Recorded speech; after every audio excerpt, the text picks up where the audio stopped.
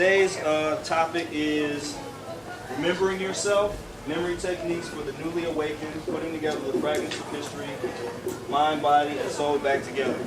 How are you all doing today? You good, brother? How you doing? I'm good. Well, I'm going to go ahead and get started, just leap right in.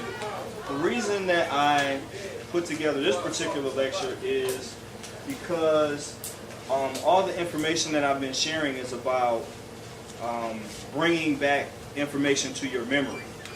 And it's some people think that just because maybe you never studied a certain topic or thought about a certain topic that you don't have it actually in your memory. But you do. Even if you don't remember it, you have it on a genetic level.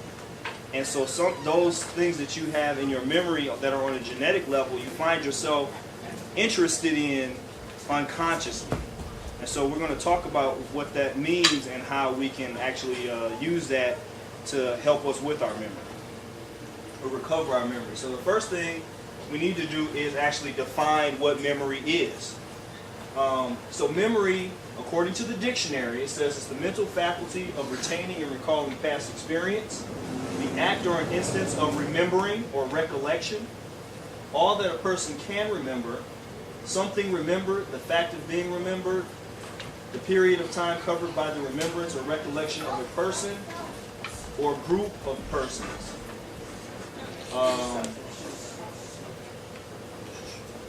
This one, capacity for storing information.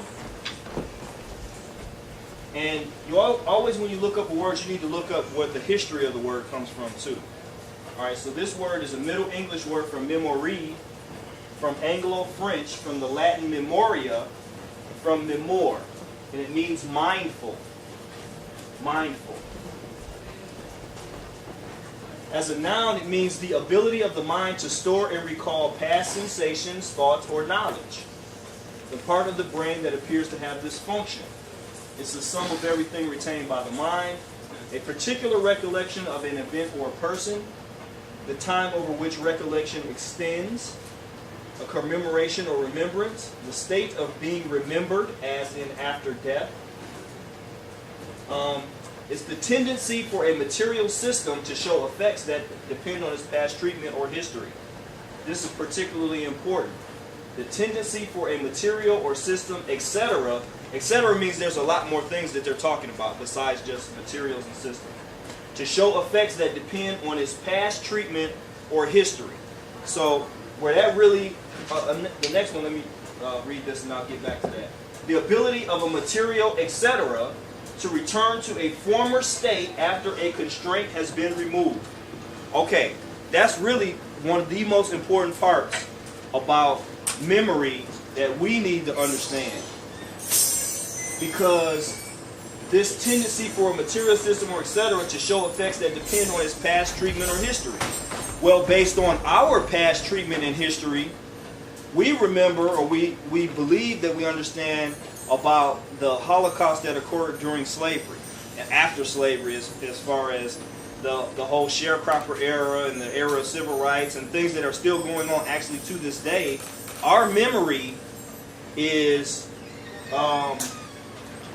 of that past treatment, and it shows effects. All right, so we all are affected by that memory that we have of that, even though we've never experienced it directly. Or some of us, you know, some of the more petty things, you know, you meet people all the time that say little racist comments every now and then, but none of us has ever been dragged down the street behind a horse or, you know, lynched or beat like that to that extent. But one thing that helps to convey memory, we're going to talk about that later, it's called a mnemonic device. A mnemonic device is something that helps you to remember something, even if you've never experienced it directly. So, even though we've never experienced slavery directly, or the civil rights era, sharecropping, or anything like that, or just the Holocaust that is, you know, this that super belligerent white supremacy, we get reminded of it. They started reminding us of it in school. They gave it to us in the form of books, recommended reading. You know, Roll of Thunder, Hear My Cry, and I Know Why the Caged Bird Sings, and Harriet Tubman, and all these books that they would put in front of us to read that contain all these horrific stories of slavery. Then the movies that they made us watch, Roots, and other movies about slavery and the Holocaust of slavery. Never having experienced it ever, but to keep that in our memory, to keep it reminding us of that, and that causes a tendency to show the effects based on the past treatment or history. So even though we never directly experienced it, if our great-grandparents or grandparents did experience it, that comes down to us through genetic memory. And they're helping to remind us of that. Alright? So, that's very important that we understand what memory is and how it works in people. The next thing is the ability of a material to return to a former state after a constraint has been removed. So after the constraint of history or of slavery was removed, you notice if you had studied any history, that lots of former slaves had become very successful very quickly. There were lots of skilled tradesmen, there were lots of businessmen, lots of businesswomen, there were lots of inventors. That was very important. That creative ability of African Americans exploded after the constraint of slavery had been removed. All right. So actually, what you were witnessing, or what you saw in history happen, was that when that constraint was removed, we got back to ourselves very quickly. And so how do we keep that constraint on, or how do we keep reminding them of their past treatment or history? How we condition them to act. So that's where the book list came in for schools, that you were required to read a certain set of books as a part of your curriculum. You were required to do reports on it. You were required to talk and think about what happened during that time, so it would stay on your mind and you should act accordingly. They still do that in schools. That system is actually still in place. All right. And what I'm more concerned with, or what happened, was that most students of African history in school today, in inner city schools, they think that history begins with slavery. That's what they teach them in school. You don't have any history before slavery. Well, we have this ability to return to a former state after a constraint has been removed. So, if I tell you that before slavery, that your people, you're descended from gods, angels, demons, kings, queens, heroes, villains, geniuses, and fools, and all are a part of you now, and all had a part to play in you being where you are today. You have all this greatness, and you have all this inventiveness and creativity, and you have all of this genius inside of you that occurred before the time of slavery. So we can get back to that former state as opposed to what we think is our former state. Because that's like a trap or a delusion. They have tricked us into thinking that you don't have nothing to go back to. Anything you go back to is slavery. You were a jungle bunny. We found you in the jungle with just loincloths on, throwing spears at each other. That's where we found you, and we brought you over here and civilized you. That's what they have our youth thinking.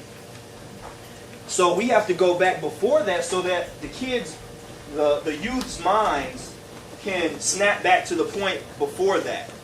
All right, before all that Holocaust occurred to us. So that's a very important point to know about memory.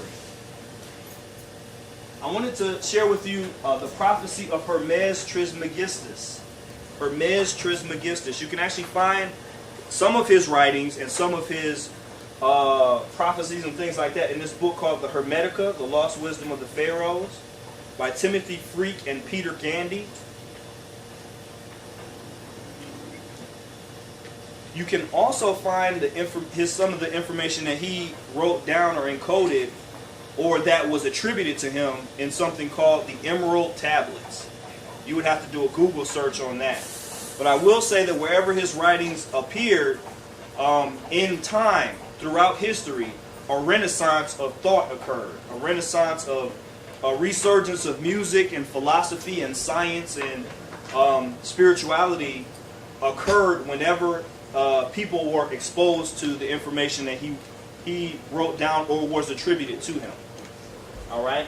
He prophesied that his people, let me actually explain this image a little bit more. This is a picture of Thoth. Thoth, or also known as Tahuti. All right. His name came to be known also as Hermes. All right, in Greek times. And so Hermes, or Thoth and Tahuti, was responsible for the work of the mind. He was a neter, or the nature god of the mind, and of writing, of spiritual writing, or what's known as hieroglyphics. Hiero means spiritual, glyphics means writing. All right.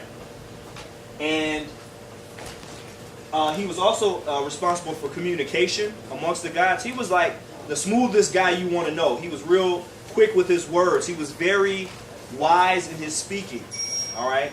So he was a real cool brother. Also very intelligent. Very intelligent. All right. And it's important that we remember that these are our heroes. These are characters that are based on the template of Africans. And so when you talk about someone being suave and debonair and a great speaker, a great orator, a great writer, a linguist, a communicator, he was very good with math and science, then you understand that our original state is that. Because once again, some of the youth in inner city schools in particular think that to be smart and educated is somehow acting white. I know they used to tell me that in my school when I was in school, and I know they tell my kids that to this day. If you're trying to get the lesson, if you're trying to understand and be smart and things like that, then they tell you you're kind of acting white. And that's not the case. And the reason they think that is because their memory is faulty. They have amnesia. They have forgotten. They don't even know in their mind that their people are the originators of that. So anyway, to move on, he prophesied that our people would go through a time of great forgetting. That we would lose who we were, and that someone else would take over in our name. They would take over our language, and they would say that they are us, but they are not. All right, now that was thousands and thousands and thousands of years ago. About 7,000 years ago to be exact, which is about 3,500 years before any great religion. And by great religion, I'm talking about today, the three major ones would be Christianity, Judaism, or Islam. All right. So this was prophesied, and what he prophesied happened to us. All right. We fell into a state of great amnesia or forgetting who we are. So we kind of became like Humpty Dumpty. That story is also adapted from a story, ancient Kemetic story, the story of Osar or Osiris. All right, who was cut into 13 pieces and then put back together again by his wife. In the case of Humpty Dumpty, nobody could put him back together. But if you notice in our story, the black woman was able to, she searched the entire earth to find the pieces of her man and put him back together again. You'll notice that as a recurring theme in our stories and mythologies. This is supposed to be, I don't know if y'all can kind of see it on the slide. That's Mufasa. You remember that part in The Lion King where Simba goes back to talk to his father, or he's looking for his father, and the baboon tells him, you know, I know where your father is. He thinks his dad is dead. He's like, no, I know where he is. Come follow me. Come follow me. And he takes him to this pool. They go down this little tunnel thing, and he takes him to this pool, and he says, look in the pool. He's like, that's just me. Get out of here. And they said, no, look closer. He taps the water, he looks closer, and his father appears. What that's an image of is him activating that genetic memory of his father. The memory of your ancestors that lies inside of you, because your ancestors lie inside of you. And he tells him that you are more than what you have become. You forgot who you are. Now you're just Hakuna Matata. No worries. I don't have any worries. I don't have any responsibilities. I'm cool just hanging out in the jungle, in the trees with these people who are not my people, eating foods that are not my foods, doing things that are not my ways, but I'm cool. And he says, no, you're more than that. You are the king. You need to take your place. You need to get back to what it is that you're doing, that you're supposed to be doing, because you have broken our line by shirking your responsibilities or by not remembering who you are. That was a major part in the movie. He repeated it over and over. Remember who you are. Remember who you are. Remember who you are. So it's very important. I actually misspelled Moor on purpose because Moors or Moorish people are not just a nationality. I know there was a recent religious movement in the last 50, 60 years that they call themselves Moors. And that's true.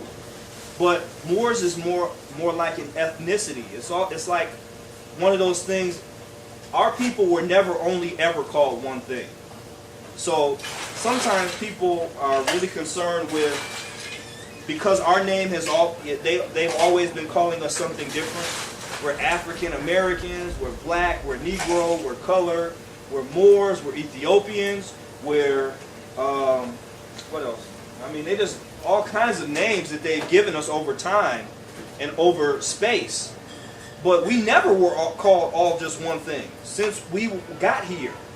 All right? But Moor was synonymous with our skin color. It was synonymous with our big nose, our thick lips, our curly hair, our brown skin. It means MR. It means Lord of the Earth or Lord of the Heart. All right? So Moors, that's a kind of a catch-all. In certain times, we had been known as that worldwide. But at certain times, they also just called us Ethiopians. Every black person they ran into, you're an Ethiopian. Or before it was Ethiopian, it was Abyssinian. So you're an Abyssinian. Before that, it was Kamites. All right, the Kamites are from the Nile Valley civilization. Or you are Nubian. All right, we've had dozens and dozens of names throughout time. So I try not to get hung up on the name, but it's very important that you know that, because there's a lot of things in popular culture that they call Moor that's not. Or that they mention in like movies or books, and they'll be talking about Moors and you won't even know what the heck they're talking about. Like one real interesting thing that I found in this movie, Lord of the Rings. I really like fantasy fiction type movies. And in Lord of the Rings, they kept saying that they were going to take this ring of power back to Mordor. I was like, Mordor. And then they said the Black Gate. We got to take this back to the Black Gate and get rid of it at its place of origin so that they don't get back in power. All right? And then they had this behind the Black Gate, they had this tower that had this big eye on top of it, this all-seeing eye. And they said it was evil. That was the most evil character in the movie. Now, whenever they keep saying Mordor and Black Gates and this single eye, which to this day has been vilified, then that makes me sit up and take notice. Like, wait a minute. They're not talking about just some fictional character. They're talking about Moorish people. All right?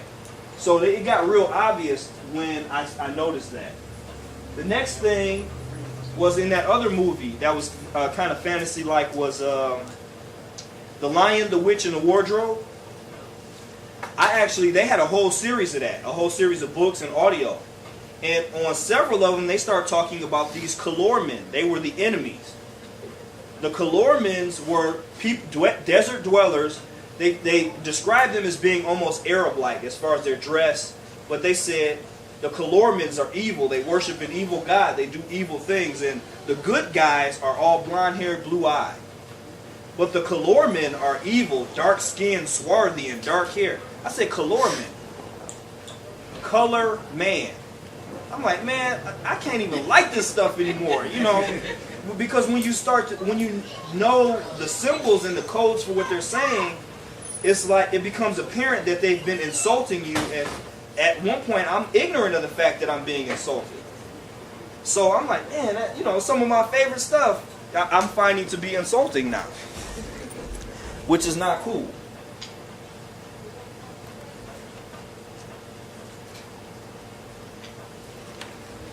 So, what is it to remember? Let's break down the word. Re is a prefix, which means to do again. Whenever you see RE in front of a word, that means to do something over again.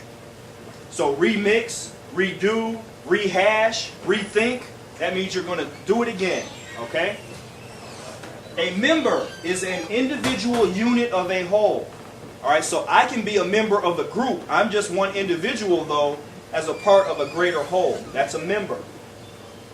So to remember something is to put something, or to put a whole or pieces of something back together again. All right? To become aware of something forgotten again and to bring it back to one's consciousness. To recall something. That is to remember. That's what remembrance is all about. So to recall to the mind with effort, or to think of again. So this information that I share and that I encourage you to look into as far as your history, it does take some effort, because what's happened over time is our history has been purposefully obscured. And what I mean by purposefully obscured is, once again, they get you started in elementary school with your books. The books that they hand you are full of lies, outright lies. They tell you things about Africa and African people. They tell you things about Europeans and their discoveries, things that they never discovered or never found or never did, and they ascribe these great achievements to people who did not accomplish them. So what they're doing is they're redirecting or saying, we did something that actually our people did. And because we don't know, because we're born at a later time, a lot of these events happen before we were ever born. So it's like they fixed the deck before you even got to the game, before you even got to the card table. So when you get there, you don't know you're being cheated. So it's hard to figure out. It takes some effort to figure out what's going on and that the game is rigged. So it does take effort to recall things to your mind. So what you're going to find is, as you start to learn more about your history, like about Moors and things like that, and then when you notice that they've been mentioning that in various movies or various school books and things like that, you'll see how insidious the system is, how really they've been keeping you down the entire time under the guise of everybody's free now, everybody's equal. There's no such thing as racism anymore. All right. So to recall or become aware of suddenly or spontaneously. Then I remembered that today is your birthday. That's an example. All right. So sometimes your memory can kind of come back spontaneously or instantly. In the case of dreams, maybe you have a dream about something or a feeling about something. Maybe somebody introduces you to something, a scholar, a lecture, a video or something like that, and that brings back some memories that you had formerly had. What I've been finding actually in this entire African or Afrocentric movement and things like that, that this actually has happened in cycles. There have been like surges of this type of information over time, and where all of us were like, yeah, you know, our history is this and our history is that, and then there seems to be like this big forgetting over again, where everybody seems to forget the things that W.E.B. Du Bois was talking about Moors back in the early 1900s. How come I missed that? Nobody told me about that in school. Nobody told me about some of the things that they had discovered about ancient Egypt, also known as Kemet, hundreds of years ago.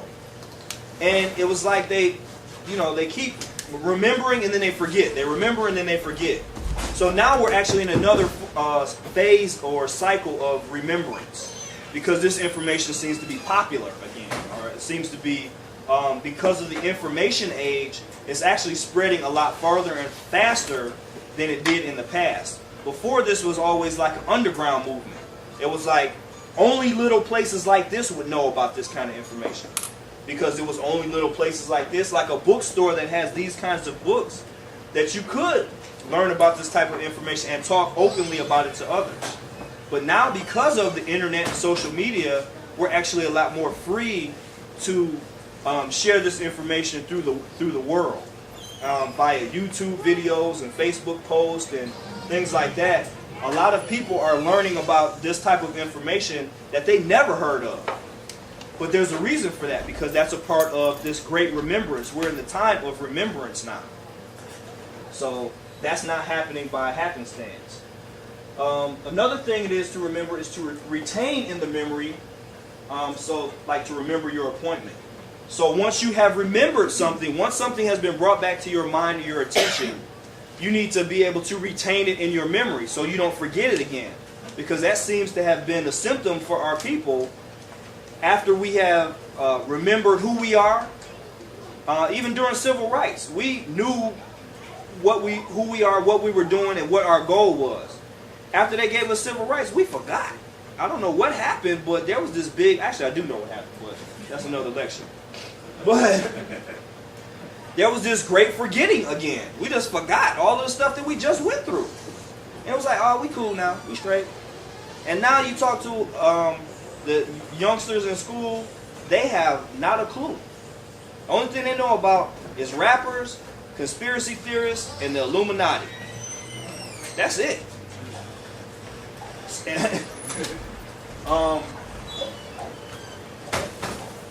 To remember, to keep someone in mind as worthy of consideration or recognition. That's also very important, because we ourselves need to remember that we are worthy of consideration and recognition for what we've been through and for where we're going. All right, so that's important, that you remember yourself. It's also to reward with a gift or a tip. So to remember this, somebody say, hey man, you remember me? Maybe a waiter or a waitress, they're talking about, did you leave them a little something? All right. Well, we actually have this as a part of our lineage too, because our ancestors left us a little something, and they wrote it, or they actually pounded it into the walls of ancient Kemet and all over the world. Wherever there's pyramids, there's what we call hieroglyphics, or some form of writing or some form of statue that doesn't depict European people, but it depicts our people. They're always, can you imagine sailing the 7 seas and, I'm going to go out and discover this new stuff. And everywhere you go, there's this big, huge black statue with big, thick, huge lips and big nose. And can you imagine that as a person? That's not you. But when you get there, the gods and the goddesses or the monuments are shouting at you that someone else has been there first. That's what our people left for us. All right? So they did leave us with a gift if we know how to use it. So genetic memory. What is genetic memory? Genetic memory is based on what we all have in our bodies, something called DNA. This is a double helix DNA strand. And as you can see, there's lots of little chemical bonds and things in here. But what they're finding is that in between these DNA strands, there's actually more DNA strands. And they just did a new study talking about DNA strands put themselves together just like words, sentences, and paragraphs. Words, sentences, and paragraphs. That's how DNA strands put themselves together. And for a long time, they were finding something that they thought was junk DNA. DNA that didn't have any evident purpose as far as they knew. That junk DNA is very relevant and important for us because it has the keys to regaining our memory of who we are, who we were, and then the powers that we have inside of us. All right, so that genetic memory is carrying all of those, and it's being activated right now in all of us. All right, so genetic memory also means that, once again, your ancestors live inside of you. Everything that they've done, everything that they went through, and everything that they left is actually inside of you as well. So when they talk about some or very many African traditions teach you to venerate your ancestors, to maybe even create an altar for your ancestors with pictures on them, or you light a candle for your ancestors, or you pray and you talk to them. But what they're talking about is activating this junk DNA, or the story that's inside of you. All right, that was carried down through your bloodline. All right, so well, some people, or even myself, when I heard about this a long time ago, and I said, well, how can I have the memory of my grandfather if maybe my grandfather begat my father and he was 25, but then he went on to live another 40 years. So how do I have the rest of that information? I'm missing 40 years of his information, right? That's the way my mind worked. Like, well, if I got genetic memory, I must be missing something, because after the connection between him and my grandmother getting together to make my father, I'm like, I should be missing something, right? Based on just the blood. But I did not understand that there's still a spiritual and psychic connection to your parents and through your entire family. Actually, all of us in this room right now, we're all connected. Everything is everything. That's what they say. Michael Basin even says it on his show. Everything is everything. So we're all connected, but there's stronger connections to some, especially your family members, and weaker connections to others. So I don't have the same bond to you all as I have to my sons. But even though I conceive my sons when I'm 21 and 22, they're still going to be able to have access to the rest of my memories because of our spirit connection. Because that spirit connection is electric and magnetic. Well, it used to be harder for me to understand, but since the advent of wireless communications, I can plug a box into my home in my cable, and my computer can be in a completely other room and still receive signals from it. All right? So that should help you to understand a little bit better how, even though we're no longer connected through blood, they're no longer in their mom's stomachs getting direct memories, or they're not plugged right in, they still receive information from me wirelessly. And I'm putting it that way so it makes a little bit more sense. All right. So this technology and the way things are moving is a wonderful thing. All this, the way that science is going now, they're discovering more and more that the wisdom of the ancients was right and exact.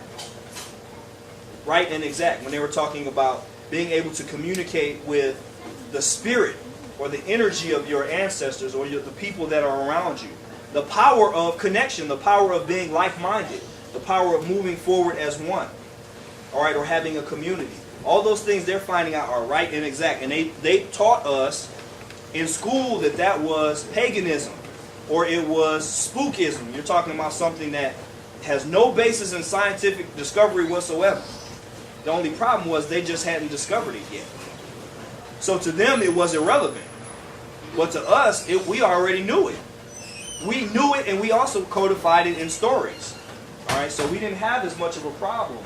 But our problem came in when we started to think like them, because that's who we were taught by. You have to understand. They were writing all the school books. We weren't. So any information that they said we could do, or what we couldn't do, or how we could do it, we got it from them. As far as schooling. And then I do know my grandfather, he used to know lots of stories. But nobody else in my family did. And after he passed away, that was it for the stories. As far as our family and things like that. So we kind of lost that oral tradition that we had too.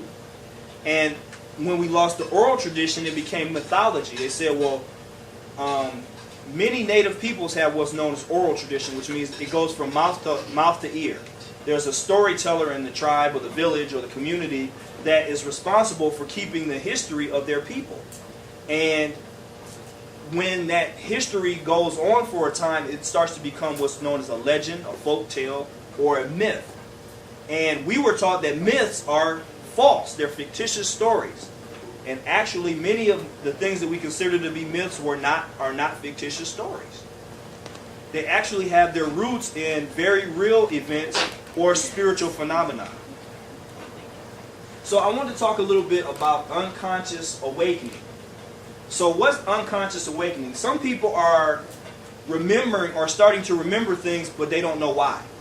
They just think they like it, or they think it looks good. Let me give you some examples. Mary, Mary. All right, they sung a song not too long ago called "It's the God in Me."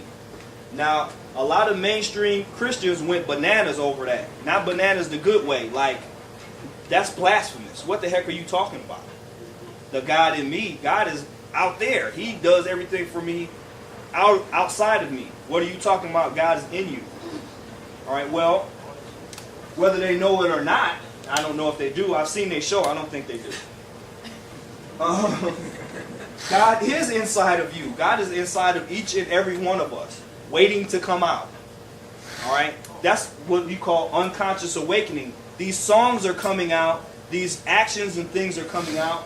Kirk Franklin, he did a whole lot of mixing old secular songs with new spiritual songs. Well, in ancient Kemet, we call that alchemy. Mixing two separate things or two opposites together. All right, when he came out, he was another guy. He caught a whole lot of flack from mainstream Christian community because he was doing things that were not supposed to be done. You're not supposed to do that, son. You don't mix a secular song with Jesus music. Are you crazy? So he caught a lot of flack for that, but what he was really doing is a form of science. He was taking something that's considered bad and mixing it with something good to make it what he said. I'm saying this is good now. Based on his work.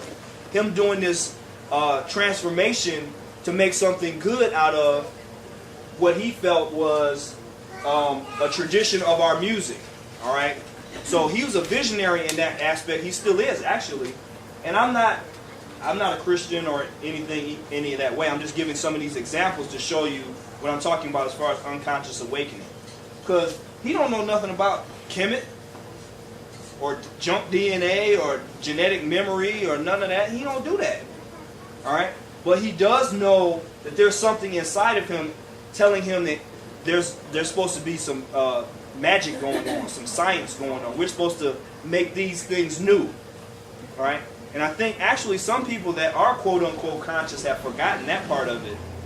That you're supposed to go back and get your history, not to go back and fall in love with it and argue over the past, but to use it now in the future and make something new with it. All right? It's not for just to know something. All right? And you want to correct other people and their grammar and their syntax and oh, brother, you didn't say it quite right and all that. That's stupid. You're actually supposed to take this information and use it to your advantage. All right? Because that's what it's for.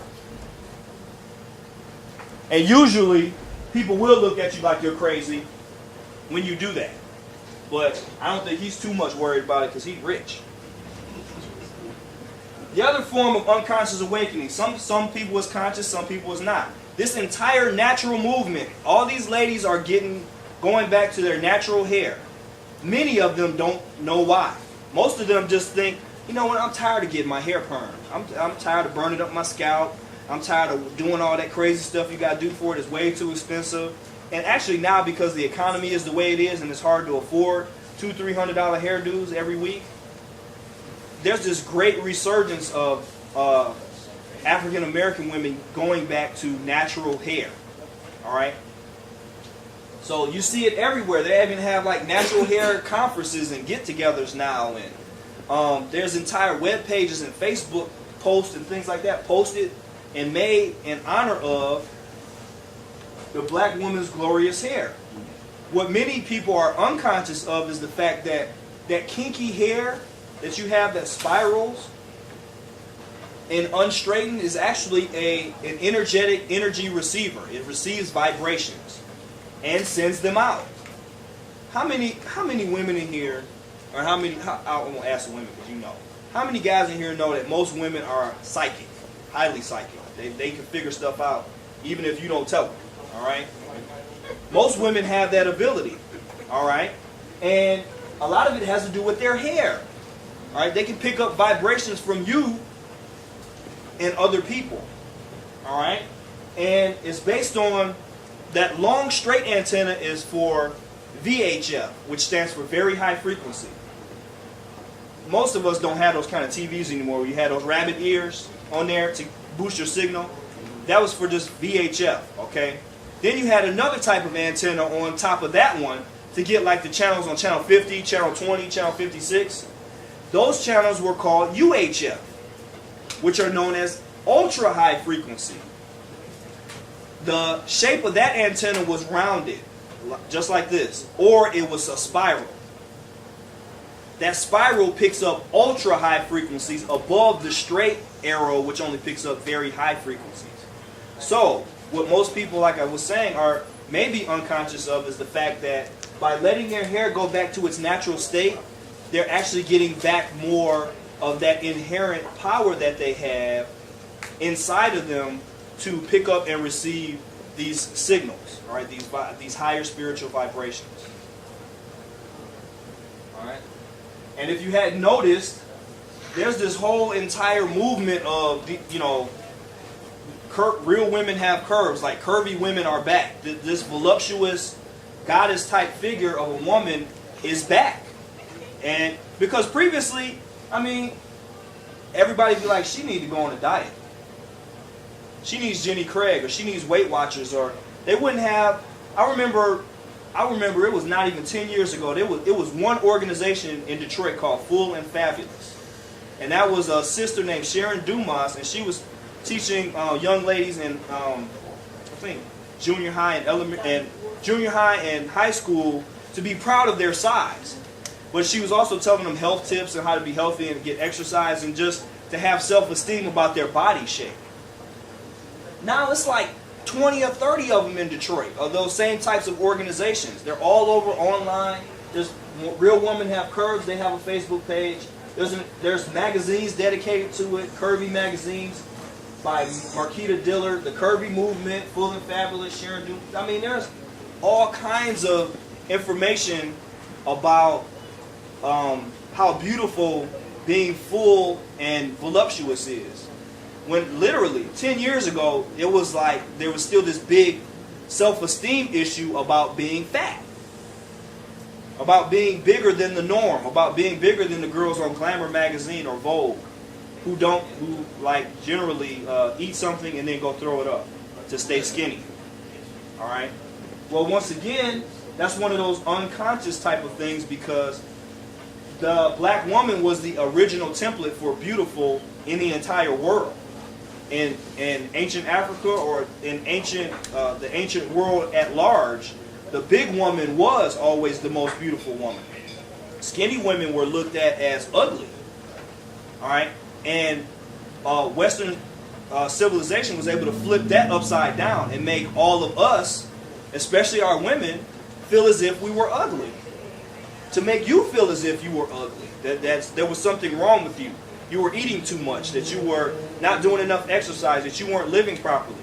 And come to find out that all of those benchmarks that they use to base those judgments on, as far as your health and things like that, are based on white Western civilization. They use white people for the baselines for those things, not our people. So when they tell you that your infant is too large, they're eating too much, or they're too small, they're not eating enough, that's not based on our people. They didn't use those baselines created for us, by us. They're using an entirely different culture's set of baselines for that, and they're off. So they misdiagnose us all the time. You can find a lot more information about that in Dr. Jewel Pookram's book called Vitamins and Minerals from A to Z. And she goes into a lot of detail about how the medical industry does not use African Americans to diagnose African Americans. They use Caucasian people and what's right and exact for them to eat and do and exercise and weight and all that. And then they say that that's what we should be doing. That's where we got messed up. All right? So, there's other areas that I find, there's both conscious and unconscious. I don't want you to think that, everybody that's doing it just don't know what the heck that you're doing. But in holistic health, eating better, getting more of the herbal remedies and things like that, the alkaline water, success in the power of the mind. People are searching for their ancestry now. There's entire websites and projects dedicated to you finding out who your ancestors are. All right, people are spending billions of dollars on that at this point, on finding out who their ancestors are.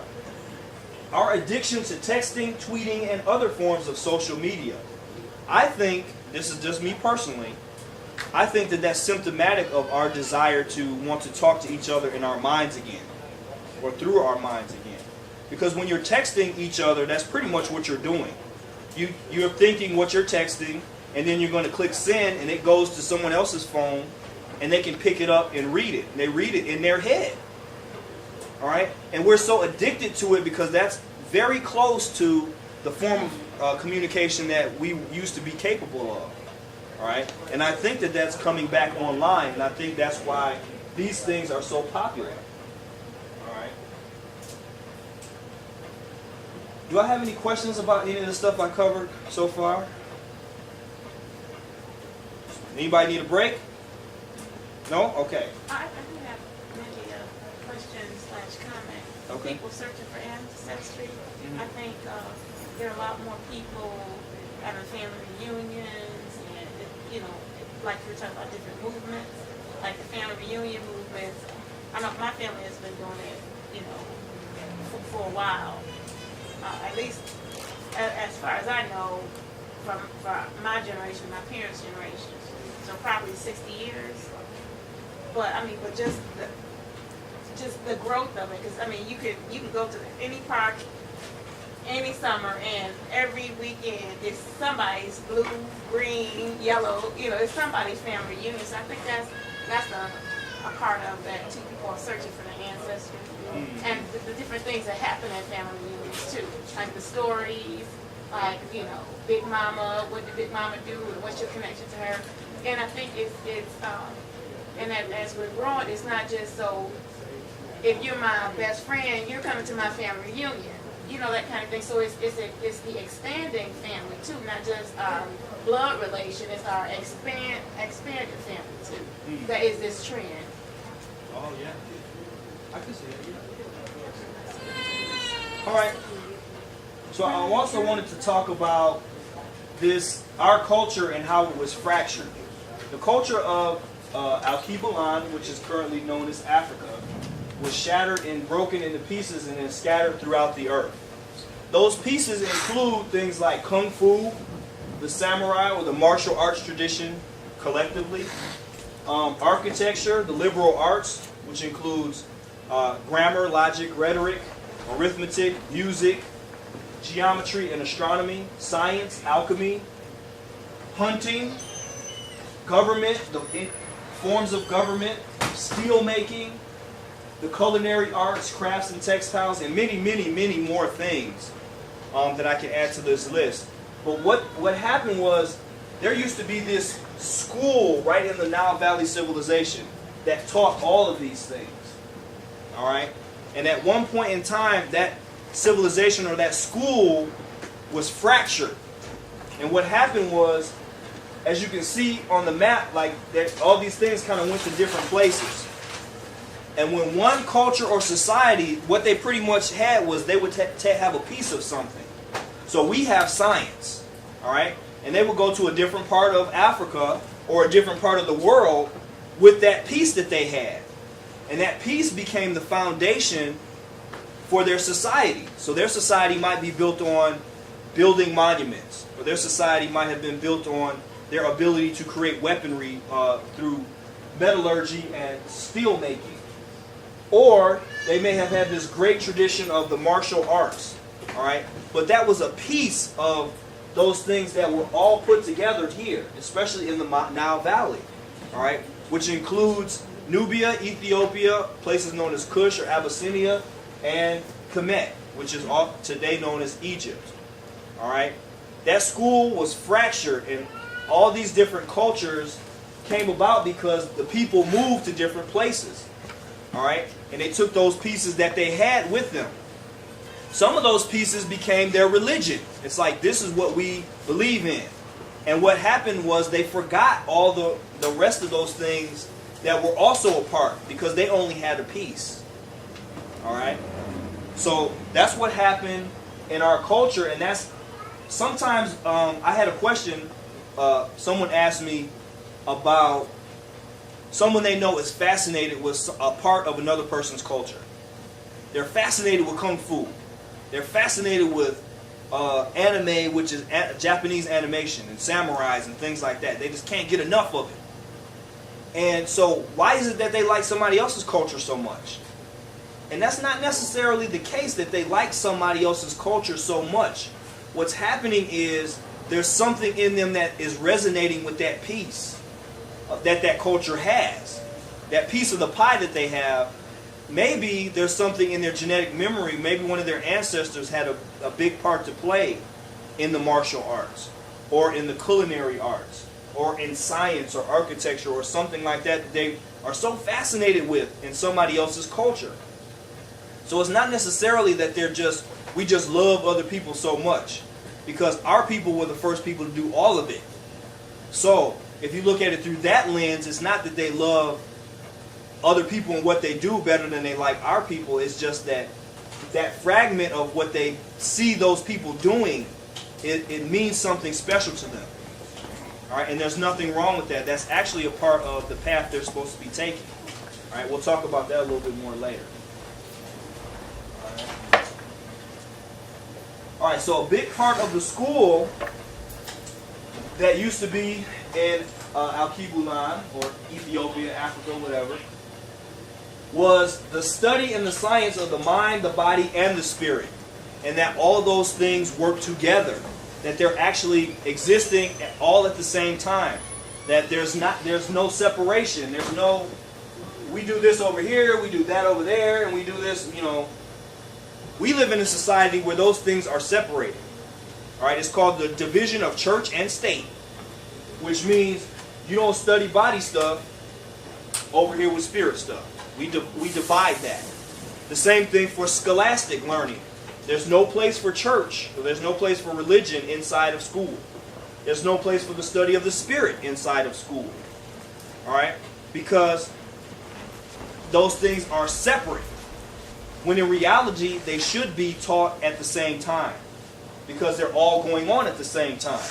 All right, you walk into school as mind, body, and spirit. Why do I have to learn in school about this, and then I got to go somewhere else to learn about that, and then when I get home, I got to go to somebody's church or mosque or something like that to learn about this?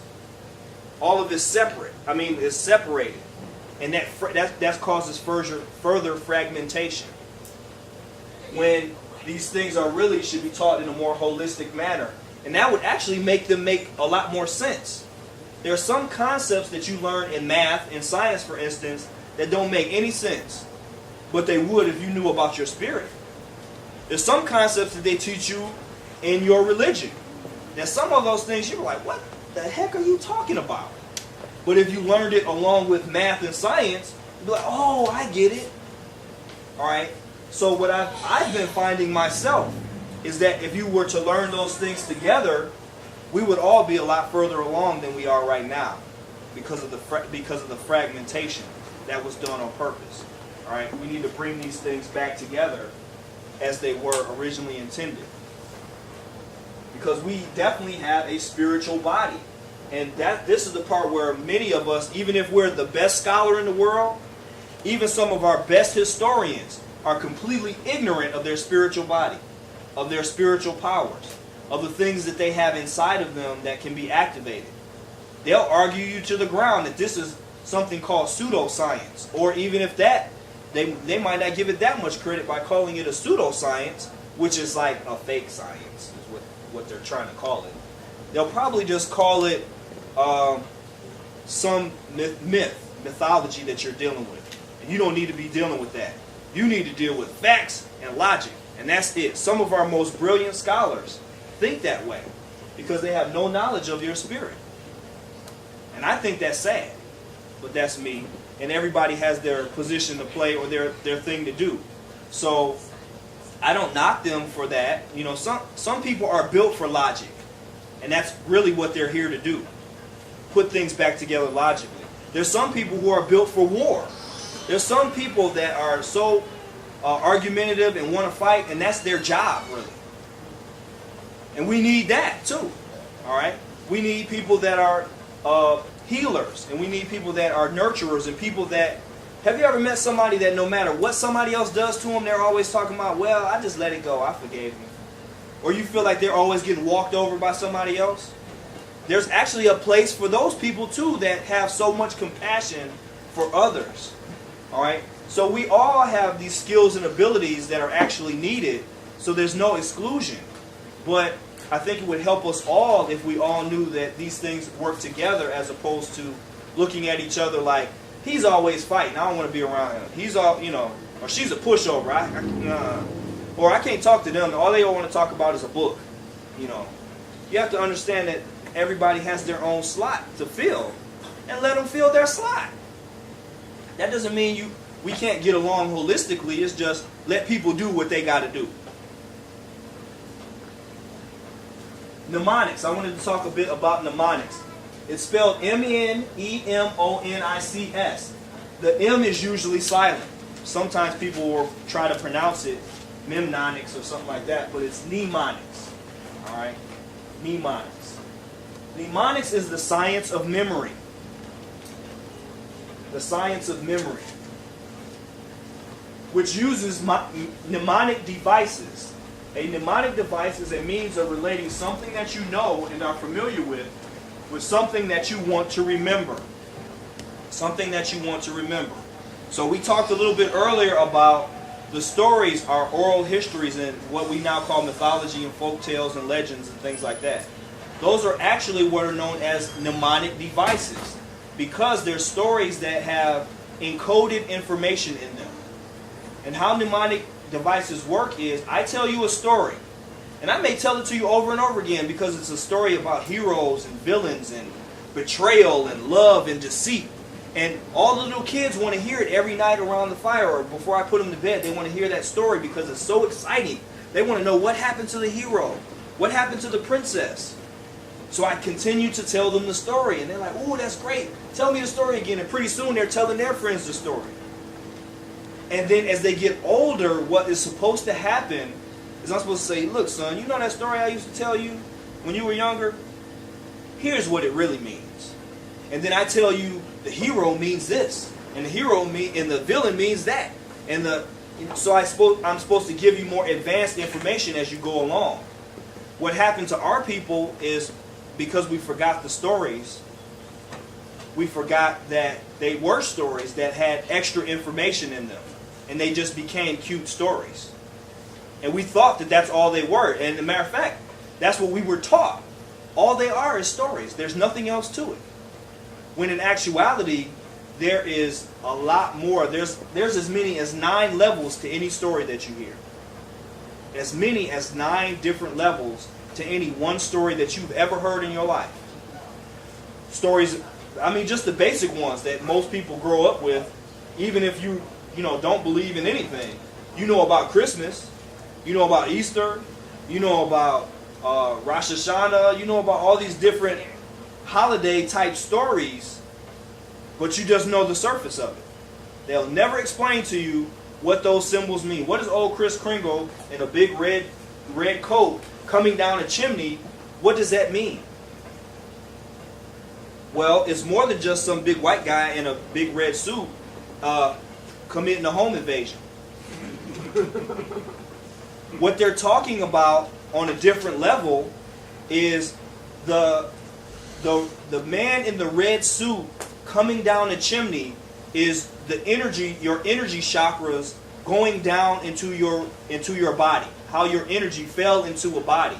The chimney is representative of your spine or your body coming down into the material world. This energy coming down. So therefore, at the bottom of your chakras or your energy centers is a red root center. All right? And when he gets down there, he brings you gifts. Now, the gifts that he gives you are material items. All right? So, once this energy gets down to the material world, those are the gifts that you get, or those are the things that you get. The gifts that you get symbolically should be representative of your 5 senses. Those are the gifts that you have in the material world that allow you to enjoy this world. Your sense of touch, your sense of taste, your sense of smell, your sense of hearing, and your sense of sight all allow you to enjoy the material world. Those are the gifts that you get when that red chakra firmly roots itself or goes down your chimney and gets down to the floor and brings you gifts. That's what it's really talking about. And that's just one level of it. I told you there's anywhere up to 9 levels of information encoded in stories like that. But we forgot it. Okay? Other mnemonic devices include songs, mythology, and visualization and imagination.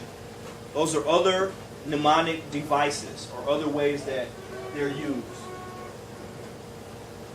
So now I'm going to take some time and actually go over some real life memory techniques that you can use to improve your memory today, so that you won't. I know I've always been interested in improving my memory. I've always been terrible with people's names. Right? If somebody tells me their name, I will remember faces very well, but their name escapes me. All right. Some people have, different forms of memory that they're better at. Some people can remember all their appointments, never need to write one down. And once again, I'm not one of those guys. Some people have a real knack for numbers, can remember numbers very well. I know a lot of people used to have that ability, and I did as well, until the cell phone came along. And now I know nobody's number. And I would be in a sad state if something happened to me, or I lost my phone, or I got locked up, and I need to call mama or somebody. I don't know anybody's number any longer, because technology has made me stupid. And that's really what technology does. Because what happens is we create these devices to assist us with our life, and then we begin to depend on them to the point where they have now taken over what my brain or my body used to do for me. So now, actually as a whole, as an entire race of beings, we're stupider, we're slower, and we're fatter. Because now I can jump in the car and go to the store. When I was their age, I walked to the store every day. I played basketball every day. I went outside. If I wasn't playing basketball, I was outside playing every single day. They got video games. They could care less about going outside most of the time. I almost have to force them to go out if they're going to go, or just take them like this. Come, we're going to go to the park or something like that. But there's a difference. Most of the kids are overweight now. They just don't play like we used to play. I had like zero body fat when I was their age, because I was always running and jumping and doing something. The same thing for my memory. If you told me, I had all my friends' numbers, cousins, grandma, mama, everybody up here. I could just dial it up. I used to have that phone, you go around like the rotary phone. All right, so I used to have I still do, I won't say I used to. I still have a very good mind for numbers. And if I would apply myself back to learning the phone numbers, I'm sure I'd pick it right up. But it's just one of those things, I rely on my technology to do it for me. And I actually have noticed that, I looked up one day like, man, if I lost this phone, I would be hit. So I start backing it up and all that stuff. So one of the first techniques that you learn for remembering things is repetition. Doing something over and over again. They introduced that to you in elementary school, kindergarten. Just do it over and over again. That is the most simple and basic form of remembering things. And it's for mental and physical. What happens is you can also, your muscles have a memory too, which actually works independently of your mind. So once your muscles remember something, you can actually work on automatic pilot, and we all do. You're driving down the street, you're talking on the phone, and you might be, I see ladies doing their eyes and stuff like that, all while they're driving down the street, because their muscles remember they're driving and doing things on their own. All right? You can do that for any physical activity. You repeat it long enough, and your muscles will remember how to do it. A great big thing that you need to have if you're going to work on any memory techniques is an imagination. The bigger, the funnier, and the nastier, the better. When I say nastier, I mean dirty-minded. The more dirty-minded you are, the better memory you will have. All right. And so, what do I mean by that? A memory technique that I'm going to discuss with you is called the memory palace. All right. The memory palace is where you think of a room that you're very familiar with, or your home that you're very familiar with, and close your eyes. Matter of fact, just do that right now. Close your eyes, and then I want you to walk through the front door of your home. Look at the walls in your mind. See every picture. See where the lamps are. See where the windows are. Can you see those things in your mind? All right. What about furniture? All right, just in the front room. Don't go anywhere else in your mind. Just close your eyes and go open the front door in your front room. Does anybody have a rug on the floor? All right, what color is your rug? Multicolored. What's multicolored? Describe it a little more. It's burgundy with gold, tan, and green. Okay. David, what color is your rug? Green. Burgundy and black. Okay. You young man, what color is your rug? Well, it is like kind of green and it has flowers that are red, blue, and I think yellow too. Okay, awesome. Darius, what color is your rug? Our rug is kind of like, it's like, one shade darker than white and yellow mixed together. Okay. Okay. Now, everybody open your eyes. What we're going to do is an exercise. The exercise is in a memory palace. What you do is you will take a list of things. That list of things can be a grocery list, it can be an appointment list, it can be phone numbers, it can be people. And what you're going to do is you're going to put those things in your room. All right? So since we're just doing this for demonstration purposes, I'm going to ask you to remember 3 things. And I want you to put those 3 things in your room. But you can't just put them in your room regular. All right? They have to be silly. It has to be something comical, something that make you laugh out loud, something to make you go, ooh, oh my, something like that. Because you remember things that are silly or sexual. Those are the things that you remember the most. All right, so let me give you an example. I want to remember a grocery list.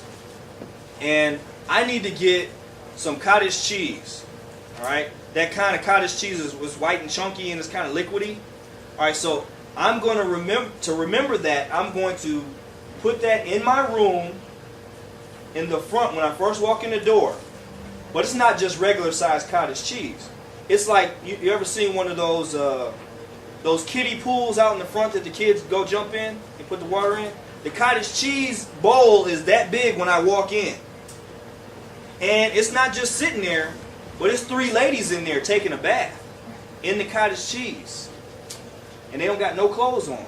And they're playing with the cottage cheese, throwing it at each other, they're laughing at each other. Oh, God. They're rubbing themselves with the cottage cheese. All right? That's when I first walk in the door. All right, so that's how you have to remember things. You have to, if you're going to use that technique of your room, you have to make things larger than life, and you have to make them comical or sexual. All right? So, what I would like you all to remember is pickled eggs, wine, red wine, socks,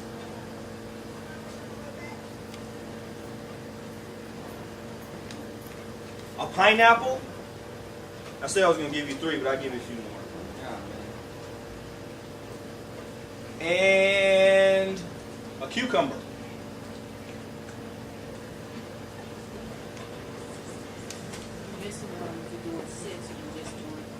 How many did I give you? Pickled eggs, red wine, socks, pineapple, and cucumber. So that's 5?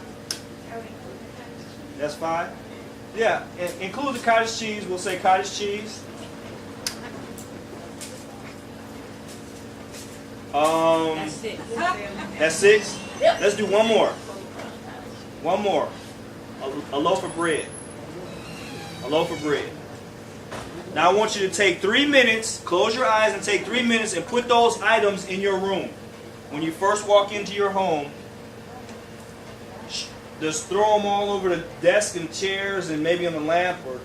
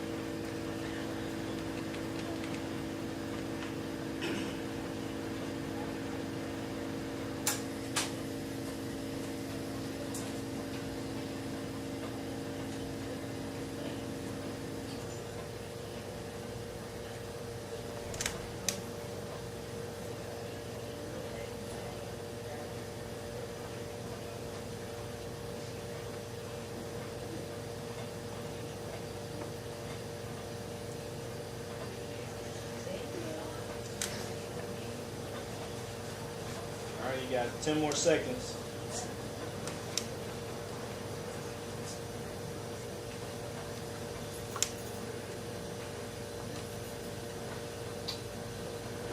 Okay. Who remembers them all? Raise your hand without looking.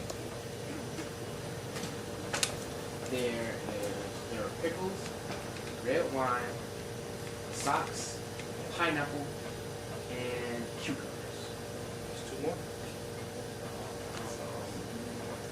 Okay. Who remembers all 7? Who thinks they remember all 7? Well, I said in my room there was like 2 bags and I know.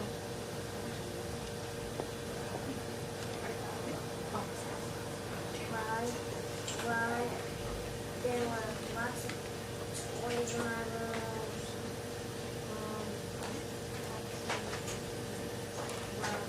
The cottage cheeses are my dressers, cucumbers are my bed. Okay. Anybody else? Somebody. It's just 7 of them. That's a lot. Okay. How about this? We'll go through the list. Right. Oh, Who remembers number 1? Pickled eggs. Pickled eggs. Number 2. Red wine. Red wine. Number 3. Socks. Socks. Number 4. Pineapple. Pineapple. Number 5. Cucumber. Cucumber. Number 6. Cottage cheese. And number 7. Loaf of bread. Loaf of bread. Okay. So that's actually a very effective technique. And the more you practice it, it's like a muscle. You have to actually practice doing that. But you won't forget those things, especially if it's in a place that you know very well.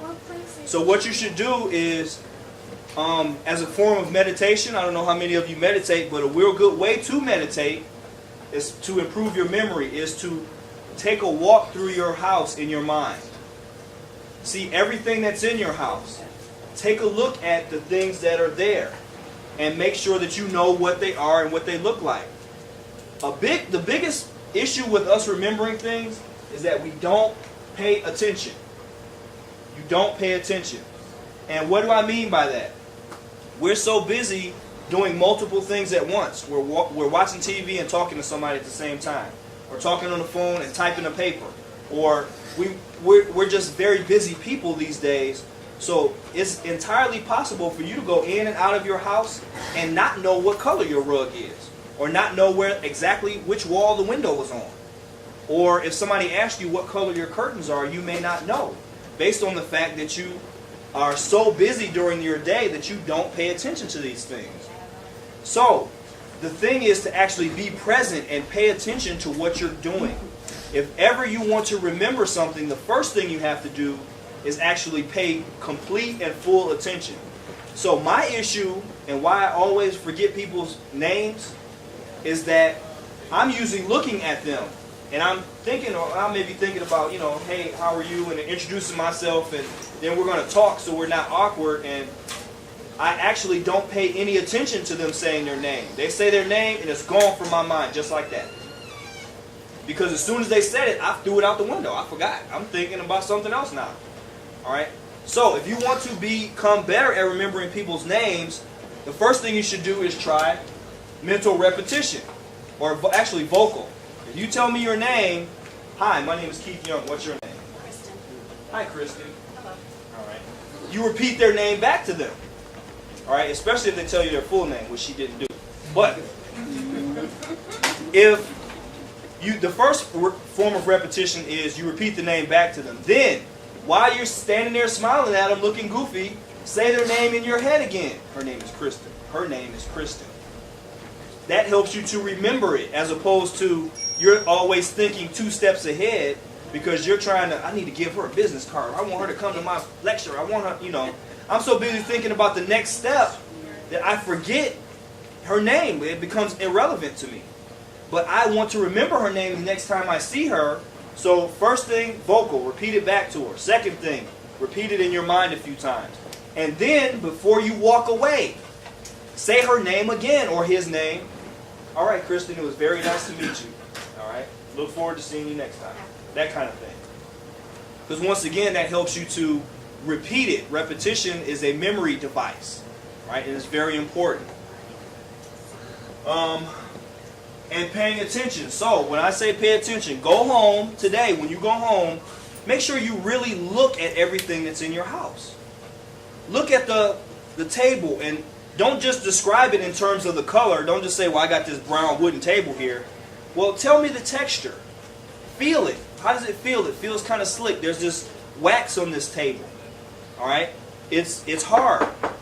All right? Get your senses involved in what you're trying to pay attention to, because that's going to help you to remember it as well. What's the texture of your carpet? Don't just tell me it's green. Tell me it's green and fluffy, or it's green and this is that matted down kind of carpet. How would you describe this if you were a writer? I walked into the building and there was brown flat carpet, and it was kind of coarse. It was the kind that you get at a warehouse sale or something. You know, try to describe things like that in your mind. That will help you to remember it.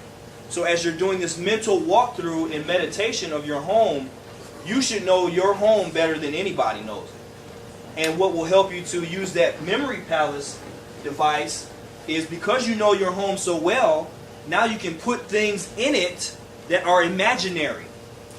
It's not actually there, but because you know where everything is, then I can put an item that I want to remember in my mind there. All right, and it will stick. It will stick.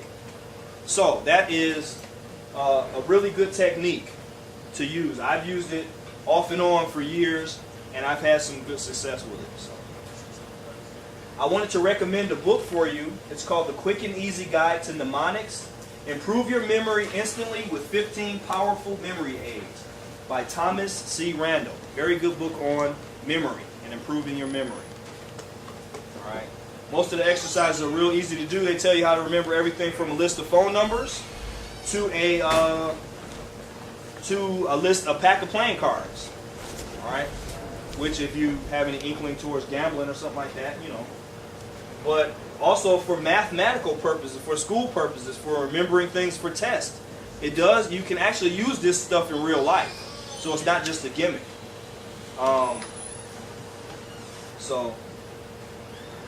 Next, how to study. Work with the principle of vibration and resonance.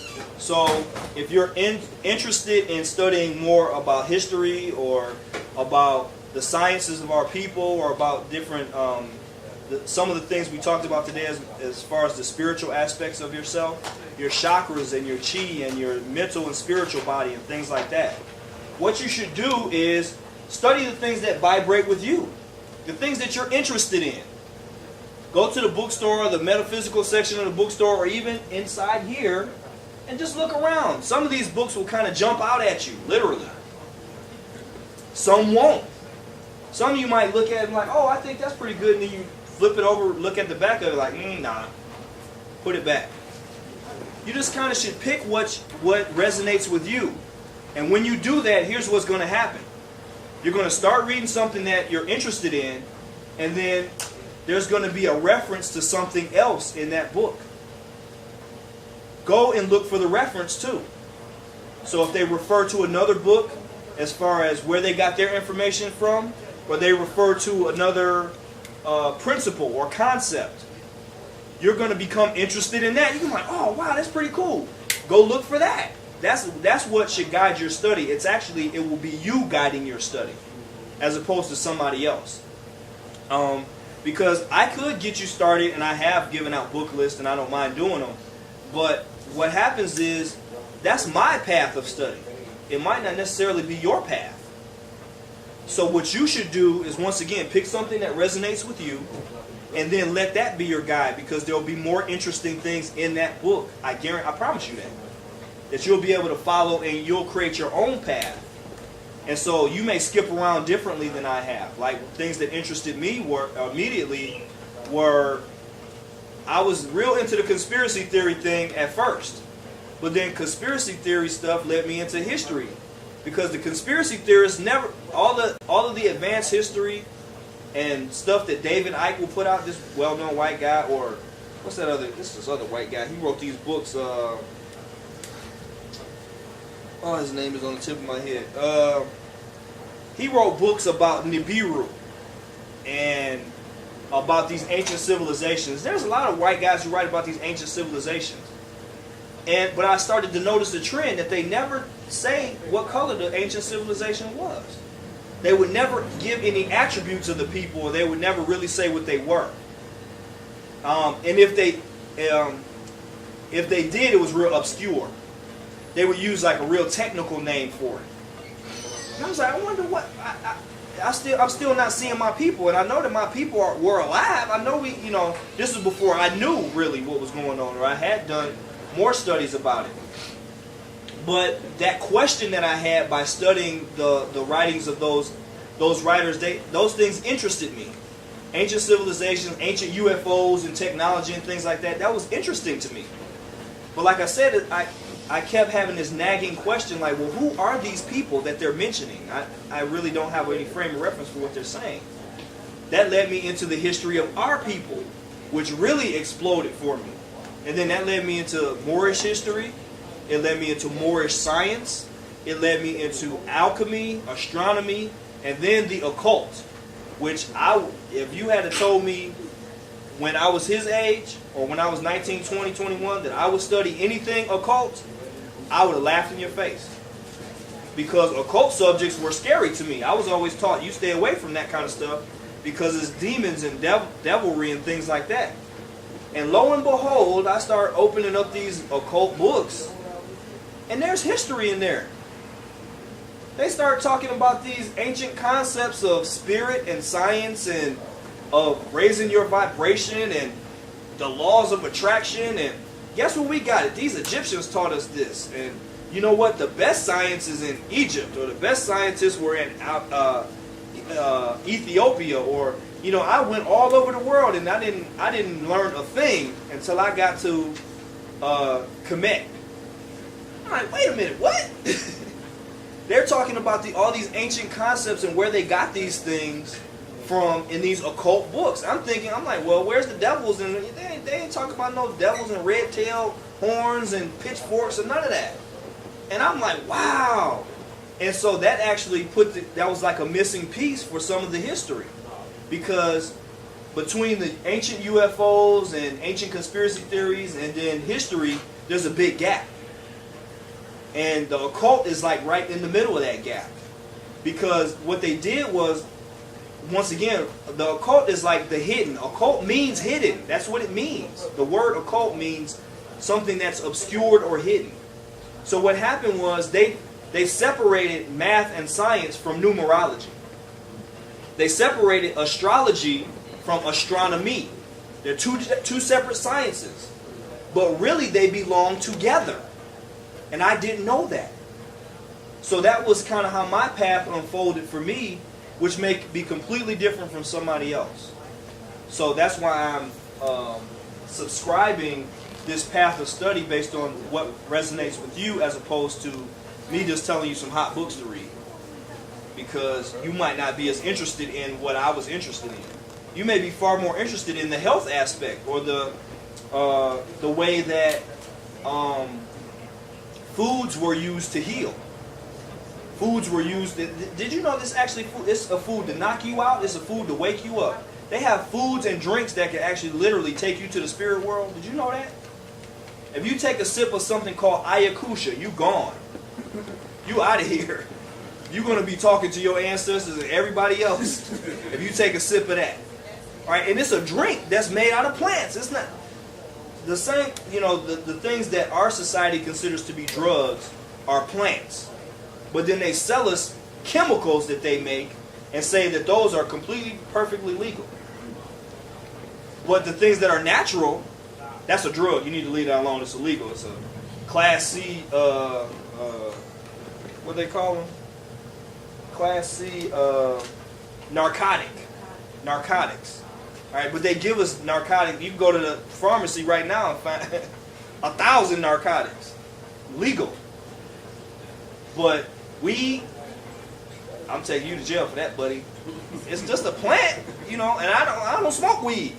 But I'm just saying, the things that are natural, they have vilified, and they give us these genetically created things that they make now that are really poisons, to keep you addicted to the poison. So that's a whole other level of study, though, that I really want to get into, but that's really not, I'm not really vibing with that right this moment. But that's amazing to me that they have literally drinks and plants and herbs and things that can heal you, can actually change your mood, and could take you to the spirit world. That's awesome to me. That I could drink a drink that's made from a plant, and literally it activates something in my genetic structure, my DNA, my melanin, that is amazing. All right, so that may be your path of study. Maybe not. Some people are really into belly dancing. I notice a lot more of the sisters are getting into belly dancing. That's an entirely different science. It's related to everything because they have something called the dance of the seven veils. Anybody ever heard of that? The dance of the seven veils is where this woman has these veils wrapped around her, and as she belly dances, she takes them off. Did you know that that's related to the goddess Inanna and Ishtar, and also Aset, Isis, the dance of the seven veils? Well, seven veils are related to the seven chakras. They're talking about unclothing or becoming material. All right, that's when a woman is actually revealing herself and coming down from the spirit world, which is veiled. The spirit world is veiled to the material world, which means that in your flesh or in your material body, you can't see it, or it's hard to see through this veil. But once the veils come off, you can see more of it. But it's also bringing the woman down to a more physical level. All right? The dance of the seven veils. All right? And I only know about that on the surface. I know that there's a whole science behind that, but I haven't got into the whole part of it. But I do know that there's more there. So that may be something that's intriguing to you. So just, follow your heart. Your heart will lead you in the right direction you need to go. All right.